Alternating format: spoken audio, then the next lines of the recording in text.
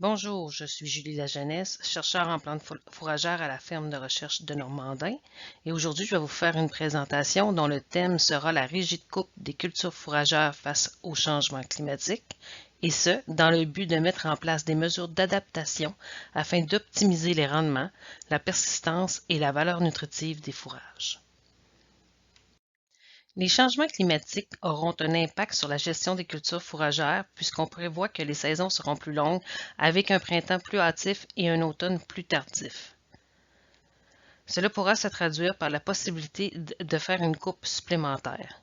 Il y aura également une augmentation des températures moyennes et une augmentation en CO2 atmosphérique. Le CO2 est impliqué dans le processus de photosynthèse et il a été démontré que les espèces seront affectées différemment selon si c'est une légumineuse ou une graminée. En effet, les légumineuses C3, comme la luzerne, ont une plus grande réponse photosynthétique que les graminées C3, ce qui pourrait les avantager dans un climat où le CO2 atmosphérique sera plus élevé. La rigide coupe devra également être adaptée selon deux autres facteurs, soit le déficit hydrique qui sera causé par le manque de précipitations au cours de la saison de croissance et les risques plus élevés de mortalité hivernale qui seraient causés par la quantité de neige moins importante au sol ainsi qu'une augmentation des épisodes de pluie et de verglas durant l'hiver. De plus, la coupe tardive qui sera possible avec l'allongement de la saison pourrait être effectuée dans la période critique à la survie des plantes et avoir également une incidence sur la survie à l'hiver des plantes fourragères. Le verglas et la pluie durant la saison hivernale augmentent les risques de formation de glace, ce qui peut asphyxier les plants et causer des dommages aux collets et racines. De plus, avec moins de neige au sol ou du verglas et des pluies, le froid est plus susceptible de pénétrer en profondeur dans le sol et d'affecter directement la survie à l'hiver des plants. La gestion des récoltes a des conséquences importantes sur le rendement, la valeur nutritive et la persistance des plantes fourragères pérennes. Il est donc important de bien gérer les récoltes afin d'optimiser ces trois facteurs en fonction des besoins et des objectifs de production. Le stade de développement des plantes fourragères lors de coupe, l'intervalle entre les coupes et le nombre de coupes dans la saison, la hauteur de coupe et la présence ou non d'une coupe à l'automne sont tous des éléments susceptibles d'affecter le rendement, la valeur nutritive et la persistance des plantes fourragères. Les plantes fourragères entreposent leurs nutriments de réserve avant chaque coupe et à l'automne sous forme de glucides. Cette façon de faire va leur permettre de repousser vigoureusement après chaque coupe et au printemps. Le stade de développement des plantes fourragères lors de la récolte influence beaucoup leur valeur nutritive, leur rendement et leur persistance. Afin de bien optimiser ces trois facteurs, il est important de bien évaluer le stade de développement des plantes fourragères afin d'établir précisément le moment idéal de la récolte. Comme on peut voir ici sur la figure, au cours de la croissance et du développement, la teneur en fibres va augmenter et le rapport feuille-tige et les protéines vont diminuer, comme on peut voir ici, ce qui affectera directement l'appétence et la valeur nutritive du fourrage. Donc, faire la coupe de la graminée au stade début épiaison et au stade début floraison pour la légumineuse représente un bon compromis entre la persistance, la valeur nutritive et les rendements, mais dans un objectif d'obtenir un fourrage avec une meilleure digestibilité, il est toujours possible de couper plus tôt au cours de la saison, comme par exemple au stade début bouton pour la luzerne.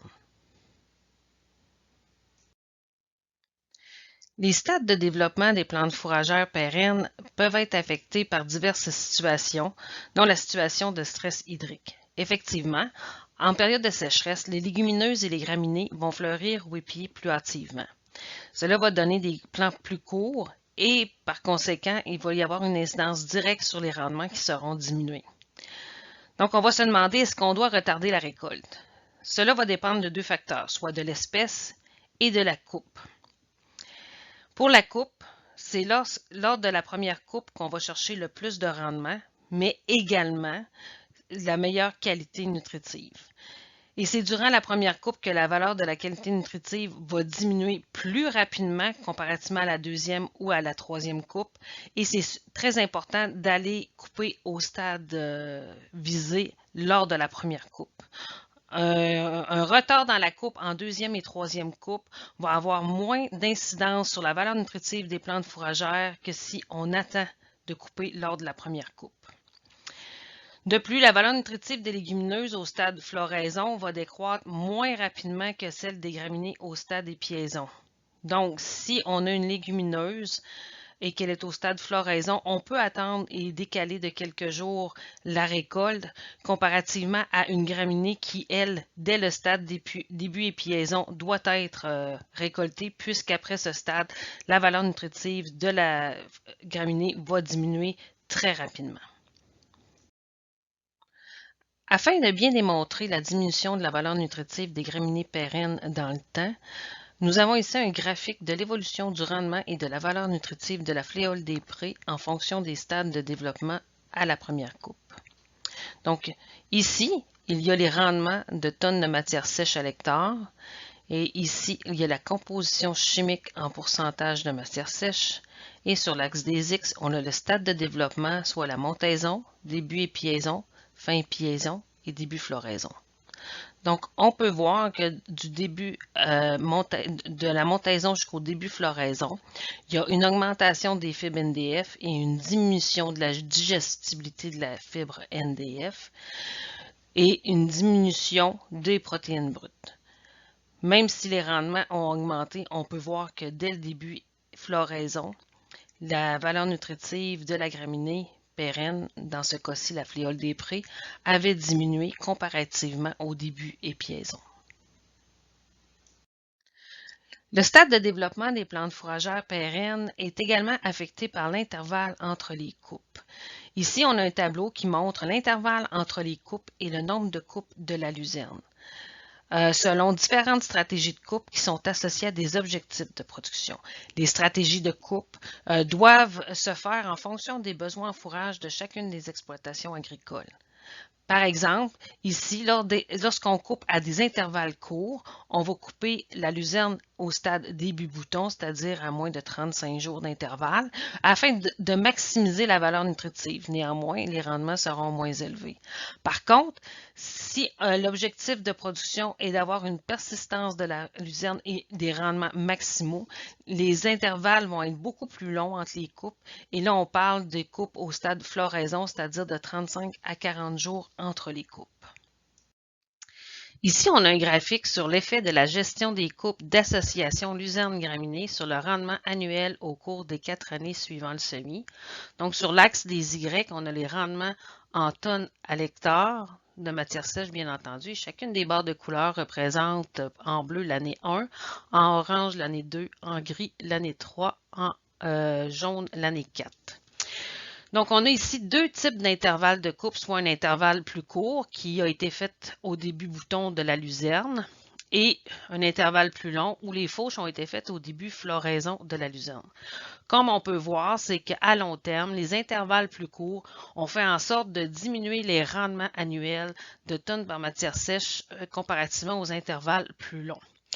Ceci est dû principalement au fait que la luzerne a épuisé ses réserves nutritives avec des intervalles plus courts, puisqu'il est habituellement recommandé de couper à toutes les 5 à 6 semaines afin que les plantes fourragères puissent restaurer leurs réserves nutritives et repousser rapidement après la fauche.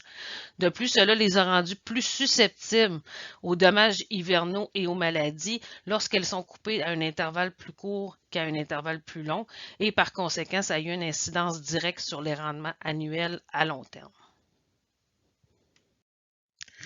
Donc ici, on a le graphique pour le même essai, mais cette fois-ci, il représente les effets de la gestion des coupes d'association luzerne-graminée sur les unités nutritives totales au cours des 4 années suivant le semis. Donc encore une fois, chacune des barres représente une année de production, soit de 1 à 4, et on a les intervalles de coupe plus courts ici lorsque la luzerne est à début bouton versus les intervalles plus longs lorsque la luzerne est au stade début floraison. On peut donc constater que la coupe de la luzerne au début bouton, ici, au lieu du début floraison, a réduit les unités nutritives totales du fourrage de 44 grammes par kilo de matière sèche. Donc, elle a un impact direct sur la qualité et la valeur nutritive du fourrage lorsque c'est coupé au début bouton versus début floraison. Encore une fois, on a un autre graphique représentant l'effet de la gestion des coupes d'association luzerne-graminée sur la production de lait estimée au cours des 4 années suivant le semis. Donc, c'est tiré du même essai que les deux précédents graphiques, mais cette fois-ci, on a vraiment estimé la production de lait annuel en kilogrammes à l'hectare, ici, là, sur l'axe des Y. Donc, pour les deux stades, encore une fois, les deux intervalles de coupe, soit des intervalles courts début bouton et des intervalles plus longs début floraison. Donc, ce qu'on peut constater, c'est que la coupe de la luzerne au début bouton, plutôt qu'au début floraison, a légèrement diminué la production laitière annuelle estimée par hectare. Même si les unités nutritives totales étaient plus élevées au stade début bouton, puisque les rendements au stade début bouton avaient diminué dans le temps, comme on l'a vu précédemment.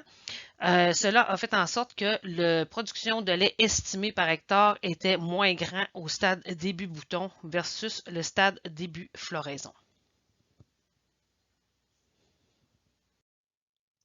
Certaines études ont démontré que l'allongement des saisons permettrait de faire une coupe additionnelle avec les changements climatiques. Les rendements annuels de la fléole varieraient peu, alors que ceux de la luzerne devraient augmenter, notamment parce que la luzerne répond mieux à l'augmentation du CO2 atmosphérique et également parce qu'elle est moins affectée que la fléole par les stress hydriques. Donc, les légumineuses devraient être avantagées par les changements climatiques comparativement aux graminées. Donc, il y a une première étude qui a comparé deux scénarios avec des concentrations en CO2 différents, une augmentation des températures, des degrés jour et des précipitations. Donc, on a l'année de référence ici de 1971 à l'année 2000. On a un futur proche qui est FP 2020 à 2049 et un futur lointain que j'ai appelé FL de 2050 à 2079. Donc, les concentrations en CO2 étaient de 346 ppm dans l'année de référence. Et on a deux scénarios d'émission, soit un taux d'émission réduit et une augmentation au rythme actuel. Donc, cela donnerait dans le futur proche deux scénarios, soit de 447 ppm et de 469 ppm, alors que dans un futur lointain, les deux scénarios donneraient 514 ppm et 639 ppm de concentration de CO2 atmosphérique. Ici, on a deux graphiques qui représentent les rendements de mélange luzerne-fléole des prés au Québec selon les scénarios que je vous ai présentés précédemment. Par conséquent, on a les années de référence versus le futur proche et le futur lointain avec les deux scénarios de concentration en CO2 atmosphérique. Parallèlement à ça, on a considéré durant ces scénarios-là que les températures allaient être plus élevées et que le dégel printanier allait être plus hâtif et par conséquent, le début de croissance du fourrage va être plus précoce. Par conséquent, il va être très important d'aller chercher la première coupe au stade recommandé afin d'avoir la meilleure valeur nutritive du fourrage et puisque la première coupe va être celle qui va donner le plus de rendement car elle sera moins désavantagée par rapport aux autres coupes qui pourront subir plus de stress hydrique durant la saison. Donc ici, on a deux barres. La barre bleue représente les coupes sans adaptation, c'est-à-dire que le nombre de coupes reste le même que les années de référence. La barre rouge représente des coupes avec adaptation, c'est-à-dire que le nombre de coupes va être adapté au climat et par conséquent, dans les scénarios que l'on étudie présentement, cela représente des coupes supplémentaires durant la saison. Donc, on peut voir qu'il y a quand même un écart significatif entre les coupes sans adaptation versus les adaptations, sauf pour le scénario futur lointain avec un CO2 constant. Par contre, tous les autres scénarios ont augmenté les rendements en matière sèche durant la saison. De plus, on peut voir que cet écart de rendement entre sans adaptation et avec adaptation est beaucoup plus marqué dans la région de l'Est que dans les régions du Sud-Ouest. Par conséquent, les scénarios démontrent que les régions de l'Est du Québec devraient être plus avantagées par une adaptation du nombre de coupes par rapport au climat dans un futur avec les changements climatiques. Ici, on a deux figures qui représentent les unités nutritives totales mélange luzerne fléau des prix au Québec selon les scénarios que je vous ai présentés précédemment. Donc, on a encore une fois l'année de référence ainsi que les différents scénarios pour un futur proche et un futur lointain avec des concentrations en CO2 qui diffèrent. On a également des stratégies de fauche avec adaptation en rouge et sans adaptation en bleu. Donc, ce qu'on peut voir, c'est que lorsqu'on adapte la fauche avec les changements climatiques, il y a une augmentation des unités nutritives totales comparativement à la stratégie sans adaptation. Cette différence est encore plus marquée dans la région de l'Est à gauche. Ce qu'il faut comprendre, c'est que avec le changement climatique, la saison va être beaucoup plus précoce et la repousse va être très hâtive. Donc, il va falloir maximiser la première coupe puisque c'est elle qui va donner le plus de rendement. Et il est très important d'aller récolter au stade de récolte visé afin d'avoir un fourrage de qualité. Donc, en résumé, ce que cette étude nous démontre, c'est que pour les rendements et la valeur nutritive d'un mélange luzerne fléau des prés au Québec, il va y avoir une augmentation des rendements de 6 à 31 dépendamment des scénarios. De plus, en comparant avec l'année de référence et les différents scénarios anticipés, on va retrouver un écart des rendements annuels qui est beaucoup plus marqué dans l'Est du Québec que dans le sud-ouest de la province. Les rendements devraient être aussi plus élevés pour tous les scénarios, sauf celui d'un futur lointain avec une augmentation constante en CO2 atmosphérique pour la région du sud-ouest. Également, avec une adaptation de la fauche, la valeur nutritive va rester stable lorsque comparée à l'année de référence. Et également, le rendement à la première coupe va contribuer de manière importante au rendement annuel, puis il va être important d'optimiser le stade de la première coupe afin d'avoir une bonne valeur nutritive. Donc, ça va être très important de faire le suivi des stades de développement lors de la première coupe afin d'optimiser ce stade de coupe. Il y a d'autres études qui ont comparé différents modèles climatiques afin de voir l'impact des changements climatiques sur le rendement de la fléole des prés.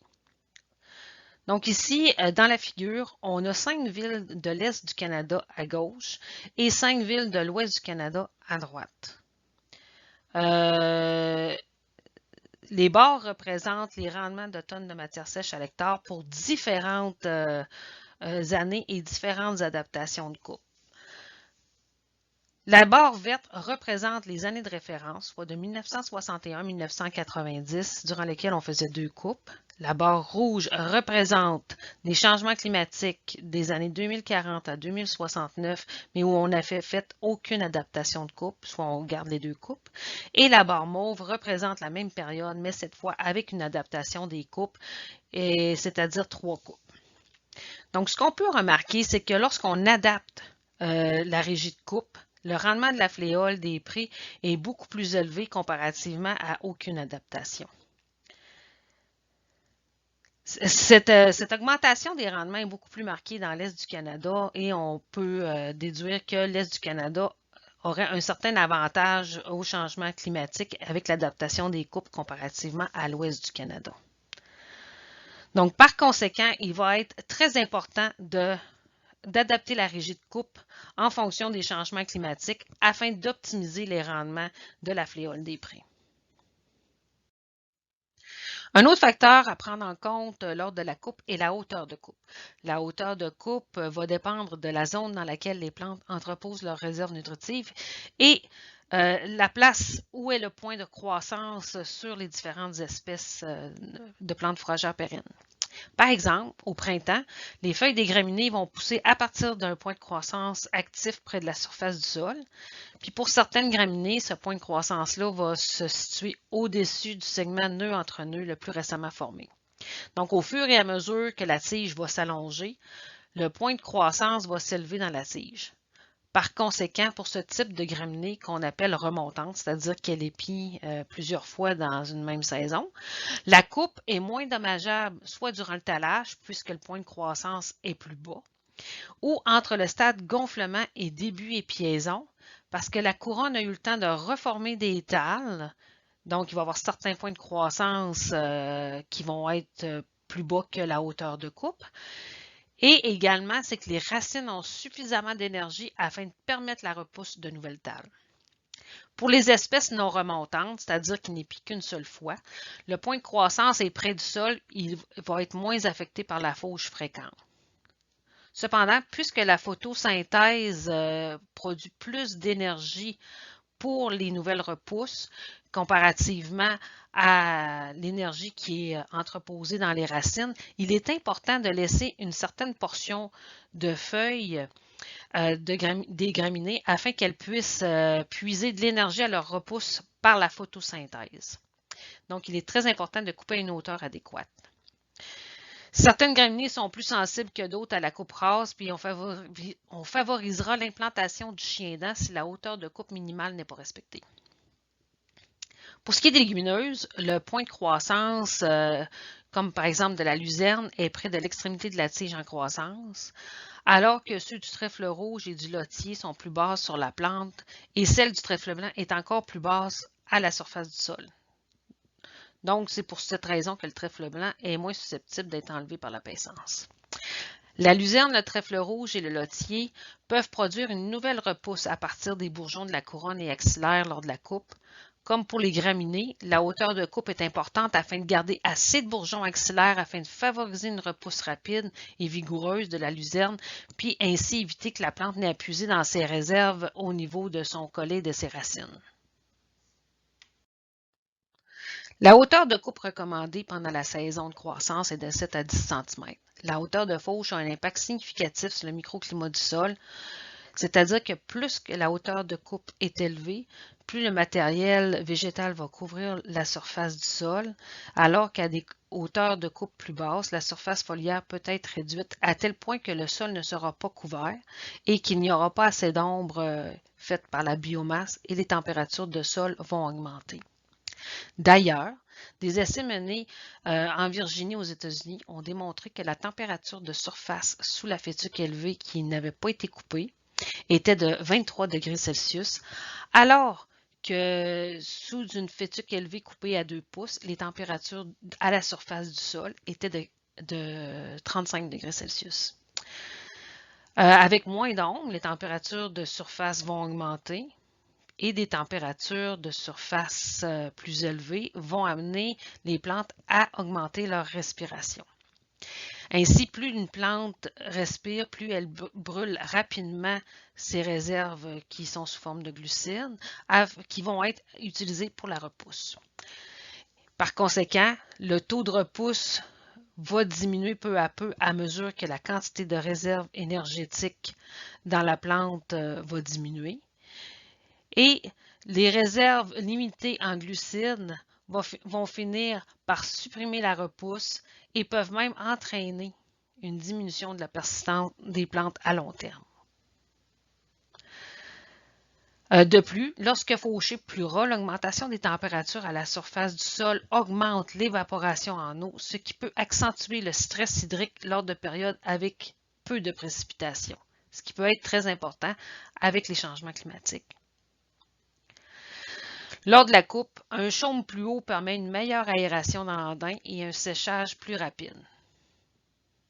La dernière coupe de la saison doit être un peu plus haute, puisque cela permet de retenir la neige et de protéger les plants. Et par conséquent, pour la luzerne ou des associations luzerne graminées, une hauteur de coupe à l'automne de 10 à 15 cm est idéale.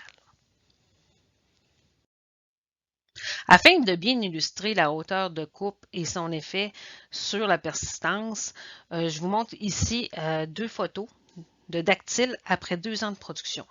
Donc, à gauche, c'est une régie intensive où on a coupé le dactyle à 2 pouces de haut, alors qu'à droite, c'est une régie avec une hauteur de coupe à 4 pouces de haut. Donc, on peut remarquer qu'une hauteur de coupe plus basse combinée à une régie de coupe intensive va beaucoup plus affecter le peuplement des graminées pérennes ici. On voit qu'il y a une différence quand même assez marquée dans la densité des plants de dactyle de 2 pouces versus le 4 pouces. Donc, comme je disais tout à l'heure, c'est que la défoliation va diminuer généralement l'abondance des réserves de glucides dans les chaumes et que Fauchera hypothèque une partie du rendement des coupes suivantes, car c'est dans les premiers centimètres au-dessus du sol que la reprise se fait. Si la plante doit aller puiser dans ses réserves de ses racines afin d'amorcer une repousse, elle va finir par s'épuiser, ce qui aura un impact direct sur la vitesse de la repousse et la pérennité à long terme. Une coupe rase équivaut également à un délai plus long entre les 2 coupes afin de permettre à la plante de refaire ses réserves. Comme la repousse est moins rapide, cela laisse le champ libre à l'implantation de certaines mauvaises herbes comme le pissenlit et le chien-dent. Une hauteur de coupe plus élevée permet d'améliorer la valeur nutritive du fourrage car la base des tiges est plus riche en fibres et elle a peu de feuilles. Par contre, cela entraîne une diminution du rendement. Donc, si on diminue la hauteur de coupe, ça va nous permettre d'augmenter le rendement, mais en même temps, ça entraîne une diminution de la valeur nutritive. En plus, ça augmente les risques de contamination du fourrage par le sol, ce qui va augmenter les cendres et augmente également les risques de contamination par les spores butyriques et les dommages à la machinerie agricole lors de la fauche. Donc ici, on a un graphique qui montre l'influence de la hauteur de coupe sur la teneur en cendres totale de la récolte de plantes fourragères.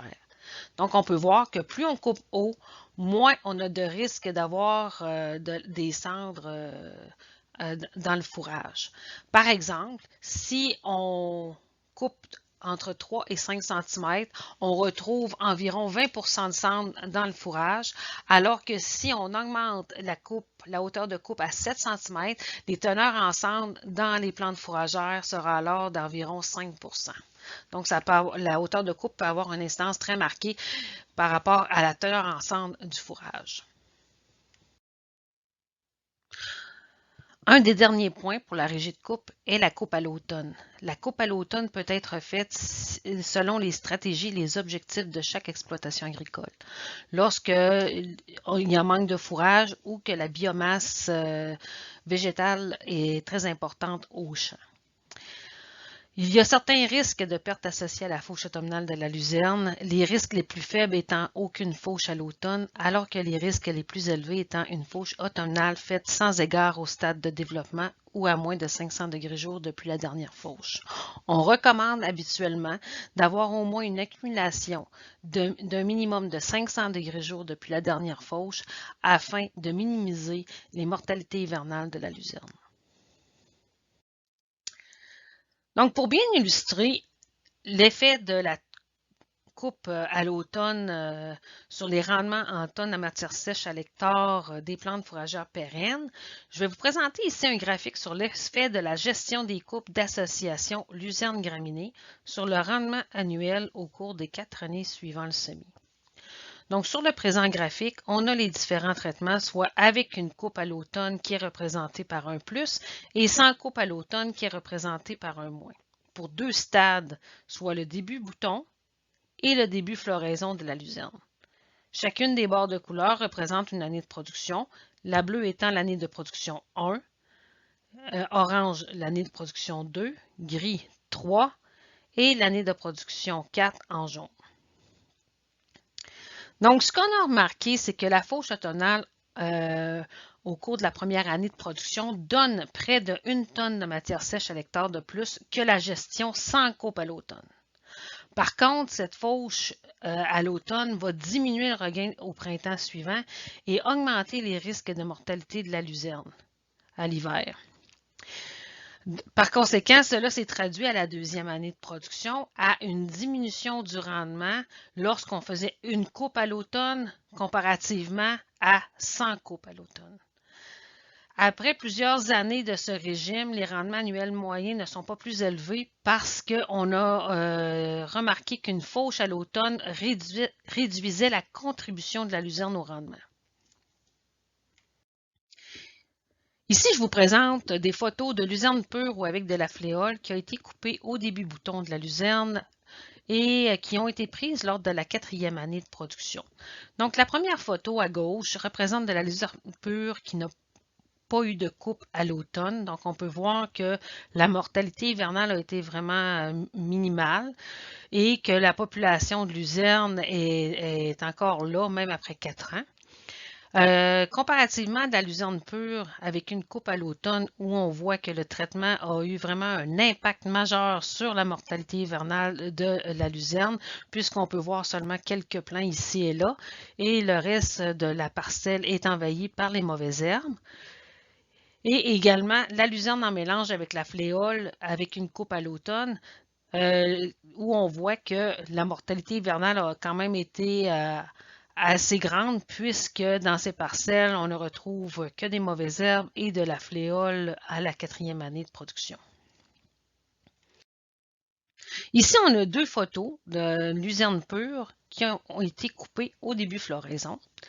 À gauche, sans coupe à l'automne, et à droite, avec une coupe à l'automne. Ici, il faut que je précise cependant que la coupe à l'automne a été faite sans égard au gel mortel de -4 ou à l'accumulation minimale de 500 degrés jour depuis la dernière coupe.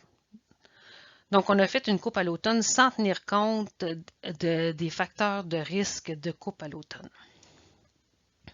Ce qu'on peut voir, c'est que lorsqu'on ne fait pas de coupe à l'automne versus une coupe à l'automne sans tenir compte des risques qui y sont associés, il y a une mortalité très grande de la luzerne après 4 ans dans les traitements avec une coupe à l'automne. Au cours des dernières années, il y a certains outils d'aide à la décision qui ont été développés dans le but d'identifier le moment optimal de la coupe. Comme je le disais précédemment, la première coupe est généralement celle qui a le plus de rendement. Puis, c'est donc important de faire un bon suivi afin de déterminer le moment optimal de la coupe pour avoir de bons rendements et une bonne valeur nutritive. Donc, AgroMétéo nous propose un outil qui a été développé sur le suivi quotidien des prévisions du cumul des degrés jour, qui est une mesure indirecte du stade de développement, ainsi que sur l'indice d'assèchement lors de la coupe, mais également de l'indice d'assèchement lors des jours suivant la coupe. L'indice d'assèchement, c'est la capacité d'évaporation. Par conséquent, plus l'indice d'assèchement est élevé, plus les conditions au champ sont favorables au séchage des fourrages. Par conséquent, ces 2 facteurs-là peuvent nous permettre d'identifier le moment le plus opportun pour procéder à la coupe. Donc, un deuxième outil qui a été développé s'appelle le Nutri-Fourrager. On le retrouve sur un site Internet qui est écrit ici. Il nous permet de prédire la valeur nutritive des associations luzerne graminées lors des 2 premières coupes. En fin de compte, il suffit de prélever 5 échantillons qui sont représentatifs du champ et on détermine dans ces échantillons-là la proportion de luzerne, la longueur de la plus haute tige de luzerne et de la graminée, le stade de développement de la tige de luzerne la plus développée et on saisit les données dans l'outil Nutri-Fourrager. Donc, ces informations recueillies vont nous permettre de déterminer la teneur en fibres NDF et la valeur alimentaire relative des fourrages. Donc, les résultats vont nous permettre également de déterminer le moment de la récolte afin d'atteindre une valeur cible en teneur en fibres NDF ou de valeur alimentaire relative. En conclusion, avec les changements climatiques, il faudra adapter la régie de coupe afin d'optimiser les rendements, la valeur alimentaire et la pérennité des plantes fourragères. La coupe des mélanges à base de luzerne qui a été faite au début bouton plutôt qu'au début floraison de la luzerne a réduit le rendement du fourrage, mais a augmenté la valeur nutritive de la récolte. Cependant, puisque les rendements en fourrage ont diminué, même s'il y a eu une augmentation des unités nutritives totales, cela a peu affecté la production laitière annuelle estimée par hectare. De plus, avec les changements climatiques, afin d'optimiser le rendement et la valeur nutritive, la première coupe se fera plus tôt. Il est important de surveiller le stade de développement des fourrages lors de la première coupe, car la valeur nutritive diminue plus rapidement après la floraison ou les piaisons en début de saison, comparativement aux coupes subséquentes. Il faut également éviter de couper trop ras. En été, on recommande une coupe de 7 à 10 cm de hauteur, puisque cela permet un meilleur regain après la coupe et cela évite d'épuiser le plant, diminue l'évaporation de l'eau du sol lors de la sécheresse et permet aux andins de mieux sécher en améliorant la circulation d'air au sein des andins. De plus, cela diminue le niveau de cendre dans la récolte. À l'automne, on recommande une coupe de 10 à 15 cm de hauteur pour la luzerne et les mélanges luzerne-graminée, puisque cela permet de garder une plus grande quantité de neige au sol et ainsi de diminuer les risques de mortalité à l'hiver de la luzerne. Enfin, l'allongement de la saison permettra la prise d'une coupe supplémentaire. Cependant, il faut faire attention à la coupe à l'automne, puisqu'il faut un minimum de 500 degrés jour depuis la dernière coupe ou un gel mortel à moins 4 degrés Celsius avant de penser à faire une coupe automnale. En terminant, je vous laisse certaines références que j'ai consultées afin de monter cette formation et qui pourraient vous intéresser.